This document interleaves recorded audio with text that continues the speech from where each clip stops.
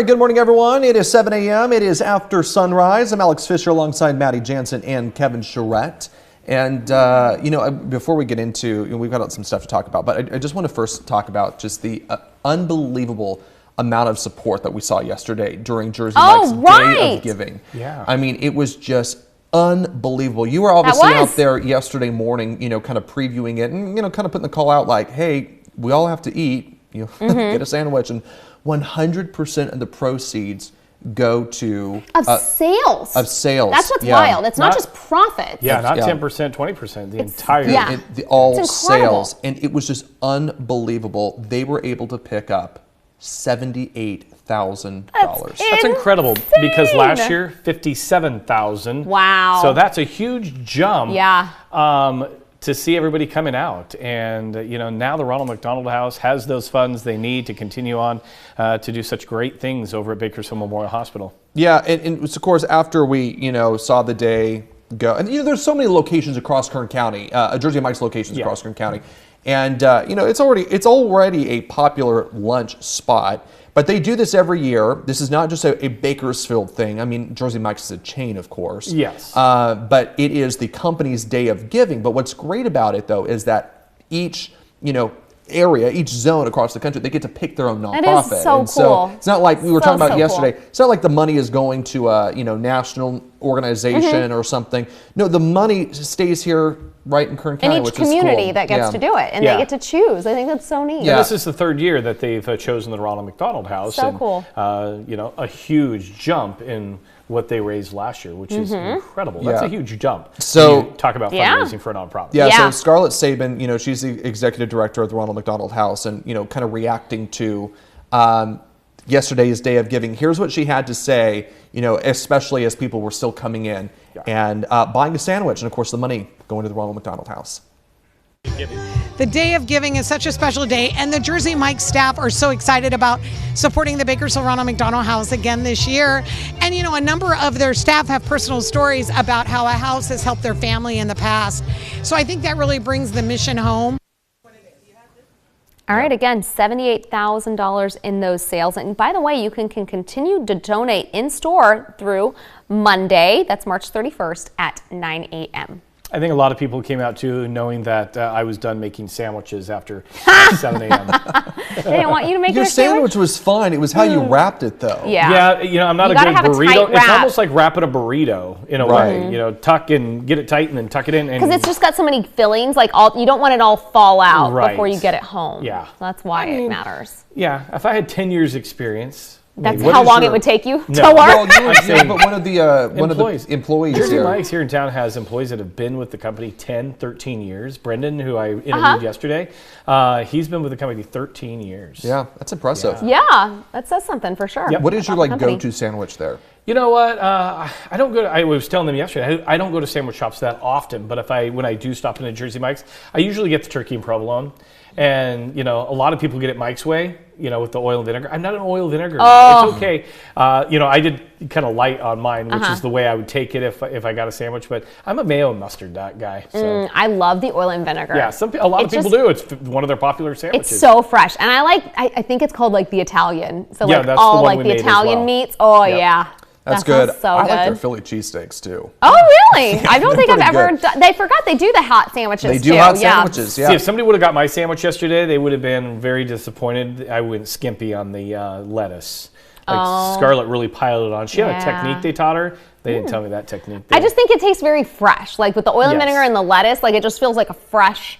And then you get the salty meat. I'm really hungry. And I have to give it to the gals yesterday morning before we were on the air. They were there. I got there at 4:30. They were there before me, and they were shredding heads and heads and heads and heads of lettuce. They had bins full of freshly shredded lettuce at that Hegman location. Her arm was couldn't even. Move it. It was pretty incredible. How do they use to shred? Like a food processor? No, it's like a. She's moving it back and forth, shredding. Oh, that is a workout. Well, seriously, if you think about it, they sold across Kern County, the Jersey Mike's locations. They sold $78,000 worth of sandwiches. I don't even know how many. I don't either. But you can do the math though. I mean, if they sold $20,000 more worth of sandwiches this year compared to last.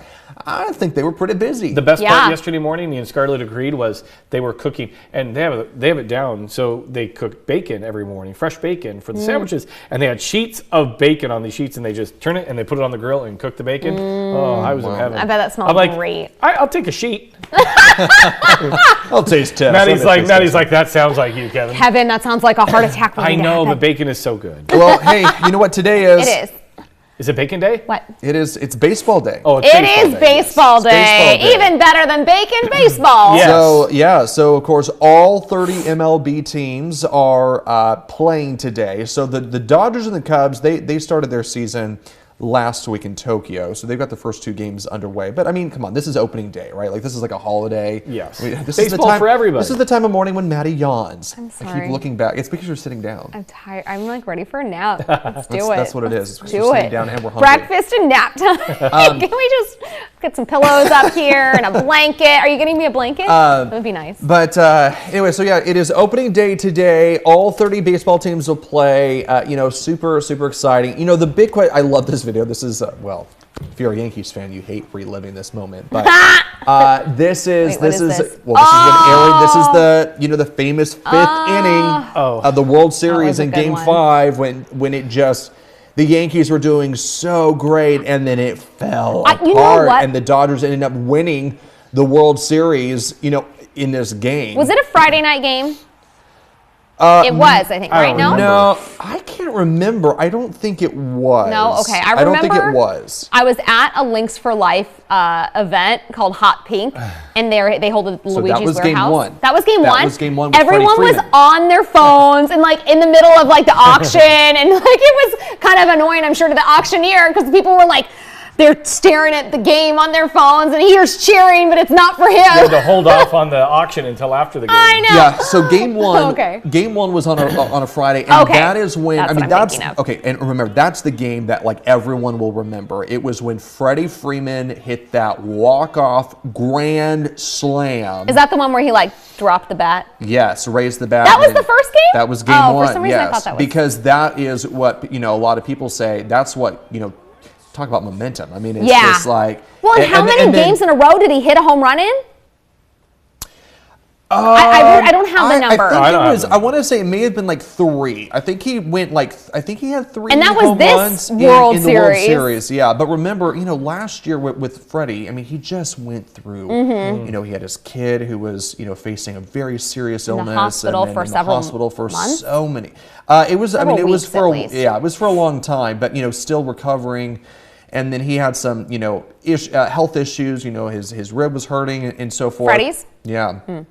So it was kind of like this just unbelievable moment. I'm just reliving this. But It was fun. I'm going to put it out there. The Dodgers are favored to win the World Series in 2025. Now, Putting it out there. I'm a little nervous saying that because we're very superstitious, baseball fans. And like the teams themselves are like crazy superstitious. I'm not superstitious, I'm a little stitious. You're just a little stitious? I think this is the year for my Seattle Mariners. Yeah? Are you really feeling it? No. I was reading. All right, Kev, here's what I will say, though. With the Seattle Mariners, they start out pretty good, and then they fall off. But here's what I will say. I know you're kind of like joking, but baseball has those moments where you trust me. You look at some teams and you're just like, what are you doing? And then they come and then take it all. And you look at the beginning of the season and you look at the end and you go, what happened? I mean, this happens all of the time in baseball. Yeah. When you play 162 games, so much can happen. And not even with Major League Baseball. We talk about even youth baseball is the same type of thing.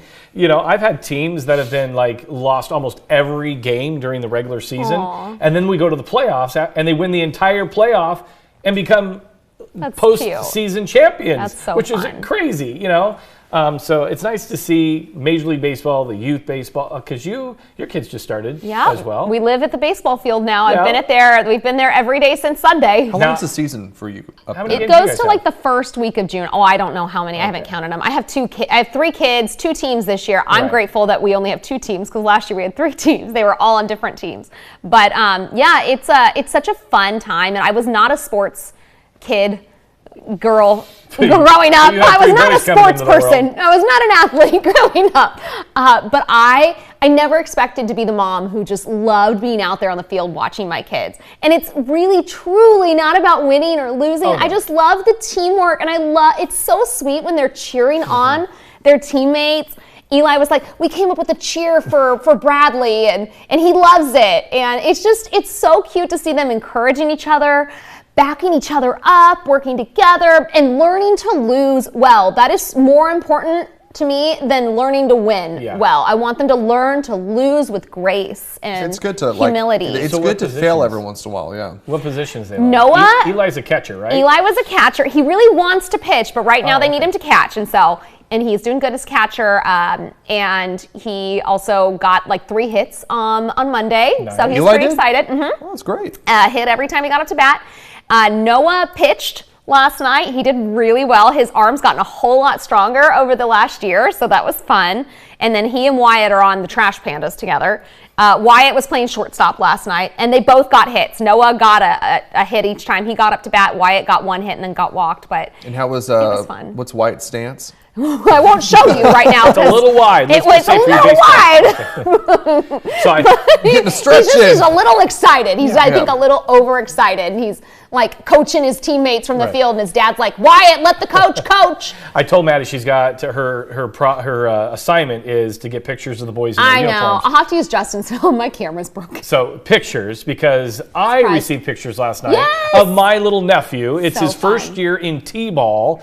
His name is Look at Kai, him. and he was so excited. Now, he lives in the Pacific Northwest in Longview, Washington, and rain is a big thing during baseball season. Yeah. So some rain moved in last night. He was so scared that he wasn't going to be able to play his first T-ball game. So my sister's texting me, trying to get her the forecast for Longview, Washington. The game went on without a hitch, and yay! he had such a great time. You said he's 5? He's 5, hitting off the tee. Cute.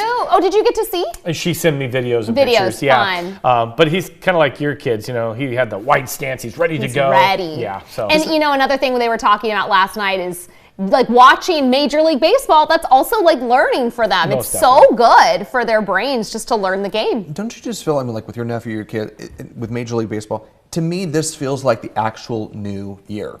Like, it's springtime. Yeah. It's like all of these new beginnings and everything. It's like, to me, this is the new year. Yeah. So, That's the fun Happy part. New Year. Happy New Year. Yeah, it's so fun. And we have great coaches this year, great coaches and great parents and like mentors I'm so grateful for, because like you said, the other day, a coach who's a little too into the game? Harsh. Too harsh, game? too into the game. Getting ready for the World That could Series? ruin it for a kid for a season. Forever. Yeah. I've seen kids not play baseball again because they've had a bad coach. And you have to convince them to, it's okay.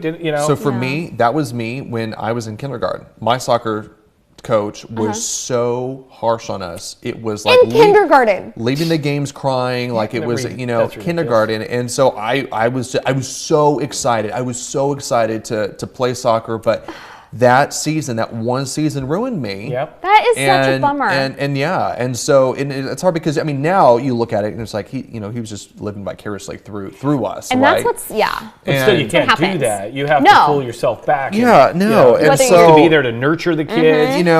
And I think there's also, a lot of parents too can get, caught up in that of like living vicariously through their kids, living their dreams, and it's just like, let them have fun. Let them, if they're passionate about it, let that passion just like, you don't have to do anything. Just let it go. Now, I'm not trying to, teamwork, teaching hard work, teaching sometimes you have to have hard conversations. Work, discipline, like all that stuff, skills. Those are fantastic. I'm not saying, that stuff is very important. I'm talking about the gratuitous, like, harping, just like going after kids. And getting mad at kids when they make a mistake. They're not paying attention, not trying. That's different than making a mistake. Right. And as a coach for many, many years, when kids would make a mistake, out on the field, I wouldn't degrade them while it happened. They know as players, we made a mistake. I'm not as a coach going to be like, what are you doing? You should have caught that. No. They know they should have caught that. So we come in after the game, and as you know, I don't know if you guys do it, but after an inning, we get into a huddle. Hey, good job. And in that huddle, amongst us as a team, we discuss what we went wrong, how we fix it. I've gotten emails from parents. You're too soft to coach. So-and-so made a mistake. You didn't even say anything. You don't know what happens in my huddle. You don't know what happens when I'm talking to my team. You're outside the fence. So, let me coach. and you be the parent. Yeah, and I think it's cool that kids of all skill levels come together on these teams, Yes, because there are kids who are first-time players at 12 years old, or and they should be able to play on that little league team as well. Absolutely, that is where you learn, even if you're new at 12. And I tell my older kids, you know what? This is the time that you can lead by example. You can be a mentor to a kid that is brand new. This is youth baseball. This isn't we're preparing for the World Series. So as an older kid who's been playing maybe 5-6 years, nurture this kid who wants to learn the game. Yeah. Also, that's a life lesson too. Yes. Because you even see that in you even see this. I'm not gonna name names or teams, Right. but you will see that even in Major League Baseball, where you will see there are different leadership styles in Major League Baseball, and you see the ones that fail, and you see the ones that succeed, and it's Yep. It just makes a difference. And I don't like to see like a kid who has to sit on the bench every inning because he hasn't played before and he doesn't have the skills. That's not where you learn. Well, I'll tell you right now, we have rules at Northwest. That can't happen. That's good. I'm glad. No, your kids have to play a certain amount of innings. And I'm sure Tehachapi Little League does as well. I'm sure it's I think part of the Little League have organization, which is great. Because some coaches get a little out of hand. They're all about that big They W. want to win. And it's like, that's not what it's about at that age. And I mean, I'm honest with my kids, and so few kids or players will ever make it to the major leagues. Let's be realistic here, folks. And also just don't make it, I mean, my son Eli would make it his life. It literally would be his life if we let him. And we're also very realistic. But that's not our family's life. Our family's life does not revolve around baseball. We love it, and I love that you're passionate about it, and you should practice it and have fun and learn the game. But we're also going to be well-rounded. Right. Because I have friends that their family, like you said, their family revolves around baseball. I mean, they're traveling. I mean, I have to say, even my own family, my nephew is not Kai yet, T-ball. Not yet. My older nephew, who's 11, is in a travel baseball league. They travel. My brother's hardcore baseball, and I have to be honest. Luckily, he doesn't have social media because I've had to have talks with my brother. He's one of those at times who can be hard, and I'm like, you will regret this. Yeah. And don't be so hard on Dawson. You know what I mean? Yeah. Get on him when he's making a mistake, but also when he makes good things. Great job, Dawson. I've been to games with my brother, and he doesn't do it on purpose. He's a great guy. He just loves the game. But, good things will happen, and he'll be like, no!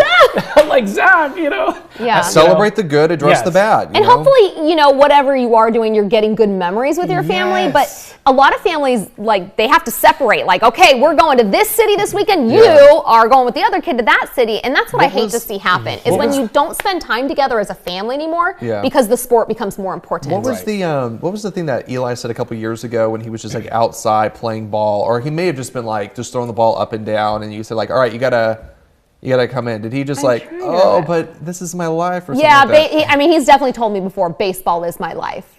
So, I love that. He literally would make it his life. He's begged to play on those travel ball teams, and we just made the decision as a family that's not what we're gonna do. I like a slower pace, and I like being at home with my family. Because that travel ball stuff is not slow pace. Not slow thousands pace. of dollars to be in that travel stuff. What was that? Hotels. She can pray. Gas. I gotta say really quick, because I feel like I need to apologize to everyone. My allergies are getting so bad. It's getting worse and worse. I'm only noticing, I don't know what it is, but I feel like it's always hitting me in the morning.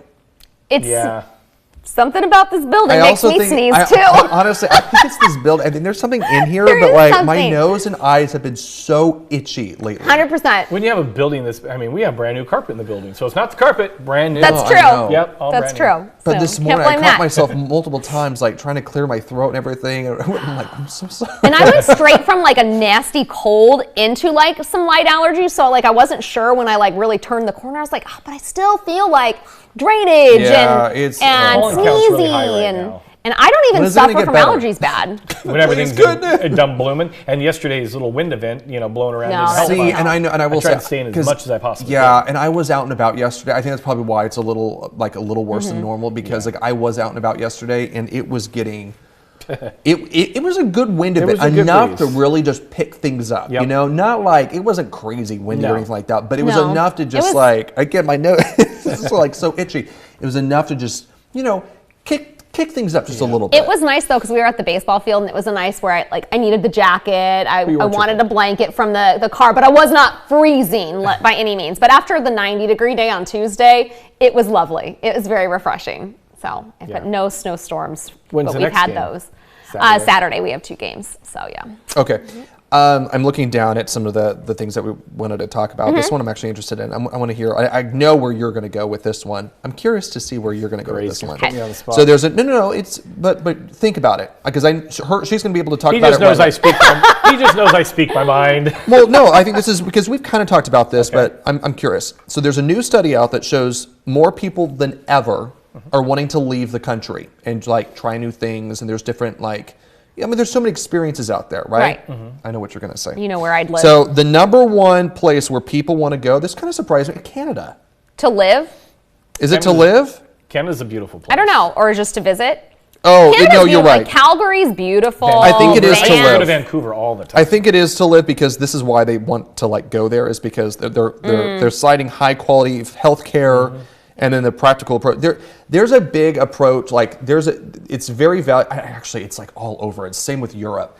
Like this work-life balance. Americans, I think, are starting to kind of like learn a little bit more about work-life balance. We don't have it. We still don't have it compared to other countries. That's like every time, like when I was in Europe and just seeing the work-life balance, it was shocking. It was shocking to learn about it because you're just like, what do you mean you get like? They get an insane amount of a vacation, and they call it holiday. And the whole idea, though, is that like, you know, they cite the benefits of you're more productive, right? You're actually more productive. Your health, you know, your immune system usually is higher. There's like all of these things. So, so that's Canada. And I've had that talk, just so you know, I've had that talk with my cousin. So my family's from Sweden, and we talk about this all the time, the differences between the United States and Has she lived in both? No, she's lived in Sweden her whole life. There's a lot of other countries though that know about how like she's very inclined to the U.S.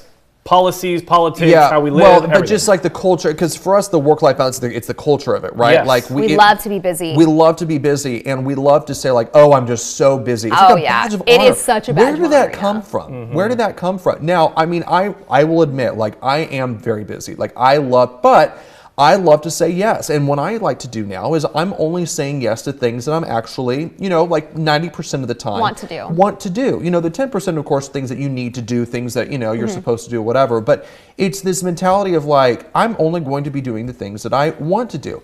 Prime example for me was the show, the musical that I did in December. I was like, you're crazy. No, and I kind of felt a little crazy, but I mean, especially with the work schedule that I have, and you know, practice would go until 10 or 11 o'clock at night. Coming in, you know, the next morning, it was a lot on my body. But afterwards, it was feeding my soul, right? Like it was one of those opportunities where I'm like, all right, you know, the pain of being tired is temporary. The lasting effects of doing something that I've, you know, was interested in, that will, you know, keep going for a while. So yeah, but so you're saying like, I mean, even not your that cousin. we don't focus on family time, but in other countries like Sweden, I don't know. I say that because some people do cherish that, so I don't want to put everybody in a box. But we're a little different here in the United States, where like my cousin, my family in Sweden, they're very family oriented. Where dinner's going to take 3 or 4 hours. Yes, everybody sits at the table together, and they do a lot of things. The weekends are for family. So big differences that I've learned, you know, from how. Yeah. If you had to live in another country, though, where would you live? You think Sweden? Well, hold on one second. You can think about it. Let me go through this list really quick. So, number 1 was Canada. Number 2, Italy. Maddie's house? Well, future house, I think. So, number 2 is Italy. Can you guess why? Pasta. It's food, right? It's food or wine. It's food, scenery, and terrain. Okay. And the history. You know, and the history, right? My gosh, number 3, England. All right. Never been there. England's great. And then number 4 was Australia. Followed by Ireland. So, you know, none of those I think are surprising, especially for like, you know, Americans. You know, we've been, a lot of people have been to these places before. So. I've been to Canada and I've been to Italy. My mom lived in Canada for a bit. I will say Banff and Lake Louise, incredibly gorgeous areas. I would move to England in a heartbeat. Yeah, you've been there a lot. I've never been. I've been there a lot. I love the culture. I love everything about it. I would like move there in a heartbeat. the food I actually have a friend who lives there. I have several friends that live there, but I have one that actually moved from the U.S. and is a permanent resident there now, in Oxford, actually. So what about you, Kev? I do like Canada. You know, I'm from the Pacific Northwest, so, I used to drive to Vancouver all the time. So I do love, Canada. For wholesome things? Huh? The what? For wholesome things? Wholesome things? I thought I'd heard some stories about, never mind. Drive up there when you're 18. Oh, we did that quite a bit. Because what's the drinking age in Canada? I don't know about now. I think. But it was 18 then? I think it's still 18. That's funny. But it's just a beautiful city, Vancouver is. Yeah. I've heard Vancouver, I've never been there. I've heard Vancouver is like the city is like Disneyland. Like it's just so perfect. Like everything is just so clean and beautiful. Yeah.